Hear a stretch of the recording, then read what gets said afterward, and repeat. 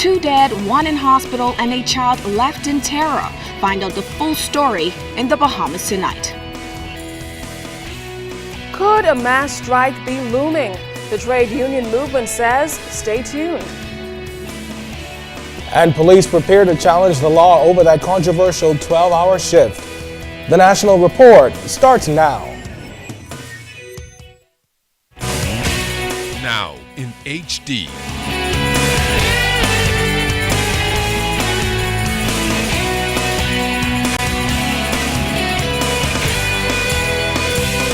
ZNS Network presents The Bahamas Tonight. This segment of the news is brought to you by BTC, powered by Lime.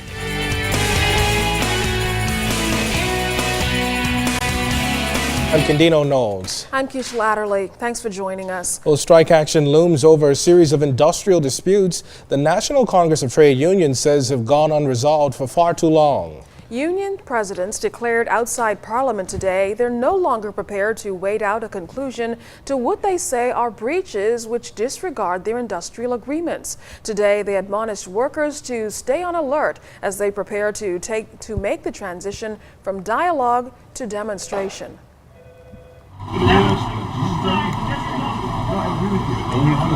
They may have had a brief face-to-face encounter, but unions aren't seeing eye to eye with the Christie administration.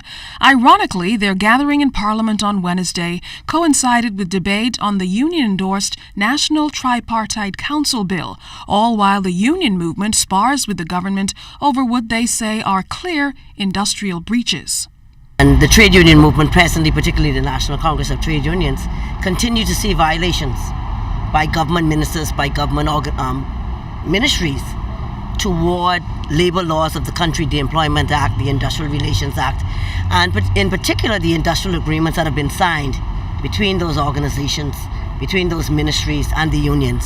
Bahamas Air workers protesting the termination of a stewardess, a police staff association stenching against a 12-hour shift, and teachers angry over conditions of work and unresolved trade disputes say they'll teach the government a lesson if something doesn't give. And Bahamas Electrical Workers Union President Stefano Green says either way, they're preparing to take legal action against their chairman, who he has accused of attempting to unilaterally shrink their benefits. The union will definitely take legal action, and what we intend to do is ask our lawyers to not only take action against BC but also Leslie Miller person, and to show him that he cannot abuse the Bahamian people's money. Him taking this action under the guise of the chairman of BEC is only going to cause the corporation to have to spend monies that is unnecessary.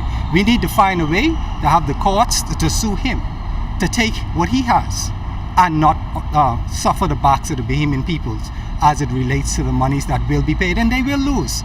They will lose any case that they bring against the union because the law is clear. The law says that you cannot unilaterally vary terms and conditions of any agreement, any employment, without agreement with the social partners. The Bahamas Union of Teachers also had its say, with its president Belinda Wilson listing issues that cover months of unease. Teachers are being mistreated and victimized. We have the government of the Commonwealth of the Bahamas. They are breaching the agreement that both of us would have signed. Changes have been made to our group medical insurance. Funds have been taken from our teachers' salaries without their permission or authorization. Isaac Stotson says the Prime Minister has so far not accepted an invitation to meet, and that has brought them to this last-ditch course of action. So I'm saying to all workers, be on alert, because we will be calling you very shortly. Mass rally or mass strike?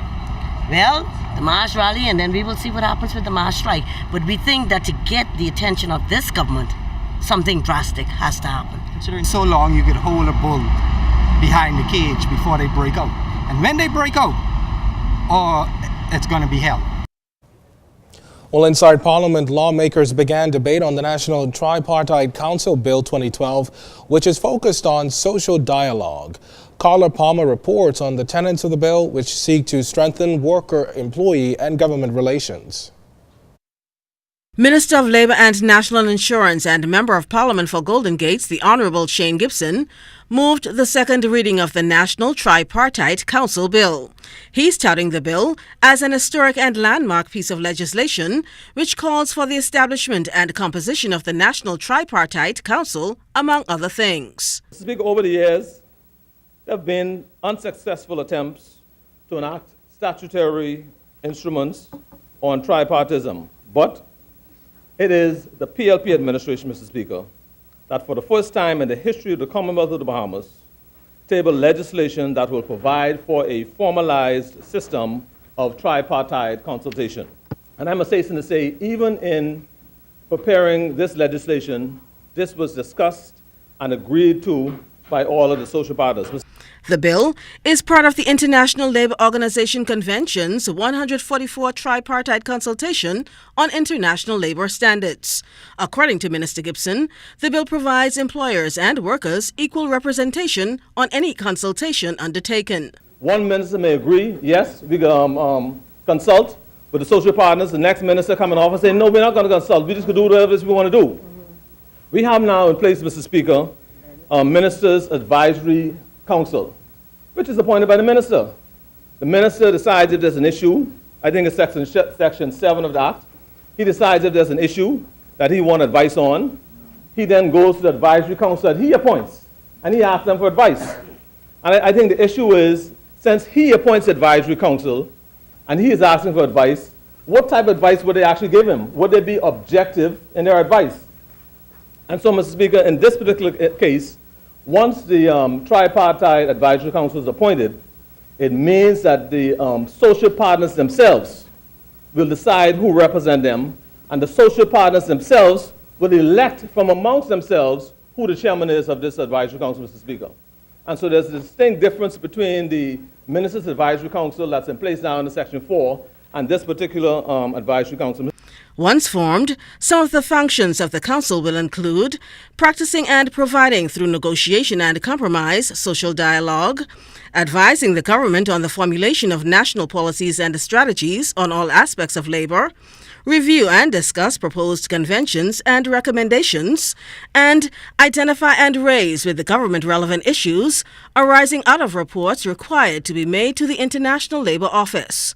Minister Gibson says in the spirit of true accountability and transparency, the minister, as well as the board, will also be required to present annual reports that will eventually be laid on the table of the House of Assembly. I'm Carla Palmer for ZNS Network News. Executives of the police force could soon find themselves defending their 12-hour shifts, though touting it as the partial answer to intensifying the crime fight. Attorney Wayne Monroe, who has been retained by the Police Staff Association, says the plan disregards the well-being of officers who have been working those extended hours for 2 months now. Andrew Knowles has the story. I am of the view that there are liability issues for the government, which means the public, because the public pays damages that are awarded against the government for health and safety issues. And according to the attorney representing the Police Staff Association, Wayne Monroe, it has everything to do with the 12-hour work shift that's been in effect for almost 2 months now. But it's not all about compensation. PSA executives have also expressed concerns about officers becoming fatigued due to the increased working hours. I am also instructed that there are at least 2 separate set of police officers who we must now interview to see if they have in fact been adversely impacted. This 12-hour shift policy has been announced open-ended, and there's no reason to believe that the fatigue rates, the stress levels, the injuries occasioned to it, the health impacts of it will not increase the longer it runs. The PSA has sent letters to the police commissioner and the national security minister about their concerns. But according to Monroe, they've gotten no response. National Security Minister Dr. Bernard Nottage recently reiterated that the work shifts are only temporary and that keeping communities safe is paramount. Additionally, since the implementation of the new crime plan, authorities have reported a decrease in serious crimes. Monroe, however, emphasized that officers remain committed to their duties and that they should not be overworked. I will be quite clear to you. For defense lawyers, they will have a field day cross-examining tired policemen. Policemen who are not as alert as they ought to be. And particularly policemen who commanders roster to night duties when they know that they have court in the morning, so that their court appearance does not happen during the 12-hour shifts. But considering the police's crucial role in society, particularly in the ongoing crime fight, PSA Chairman Inspector Dwight Smith says they shouldn't have to take such drastic measures to get the government's attention. We don't feel the route of going through a court would be good for the organization or for us as a people. If we can get around the table, we must be able to sit around the table because and talk and deal with the issues affecting police officers, because there's a lot of issues that goes on. Andrew Knowles, ZNS Network News. The National Training Agency will begin registration for a new training session on November 18th, giving a new group of Bahamians the opportunity to get hands-on training in the workplace.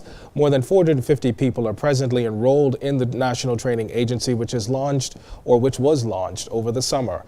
Labor Minister Shane Gibson says the agency is serving a vital purpose by providing young Bahamians the skills they need to succeed in the job market, and plans to expand the program to eventually include Grand Bahama, Abaco, and Exuma are now in the works.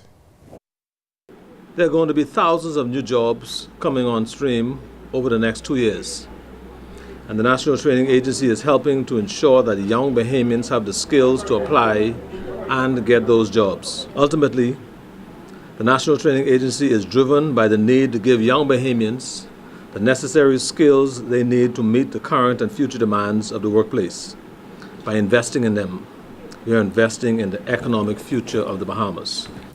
Now, with thousands of jobs set to be added to the economy over the next few years, including the billion-dollar Bahama development, Prime Minister Perry Christie says the work of the agency is critical to the overall performance of potential workers, not only in the tourism industry, but in other critical areas as well. We want to ensure that young people have the best possible training so that one, they could get jobs, and two, they would be able to maintain those jobs. I'm anticipating that we are going to have significant economic interventions that are positive in the economy, therefore making the work of the National Training Agency an absolute necessity towards ensuring that young Bahamians in particular are integrated into the economy in a meaningful way.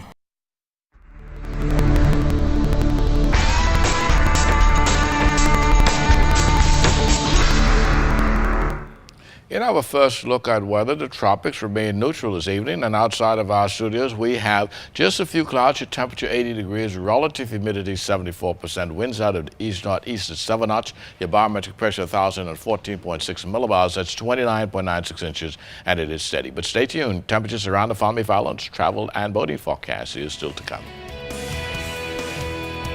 Still to come tonight, a family grieves as a mother and daughter are killed in an early morning shooting. What police know so far about the motive, straight ahead. And 2 immigration officers are brought before the courts. The charges the duo face coming up.